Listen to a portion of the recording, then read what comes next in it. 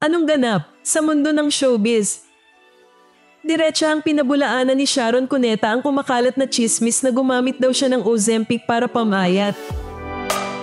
Sa panayam niya kay Carmina Constantino, sinabi ng megastar na hindi siya kailanman uminom ng naturang gamot. Ayon kay Sharon, aware siya sa mga spekulasyon dahil sa biglaang pag-slim niya sa mga recent posts, pero giit niya, "Never ako nag-Ozempic. I even tried another medication once pero hindi kinaya ng katawan ko." May heart condition daw siya kaya hindi siya pwedeng gumamit ng gamot na pwedeng makaapekto sa puso. Kaya ang weight loss niya ay bunga raw ng matagal na disiplina, diet, at tulong ng mga doktor sa 5 taong program. Matagal na niya raw gustong maging mas healthy lalo't gusto pa niyang makita at makalaro ang mga future grandchildren niya.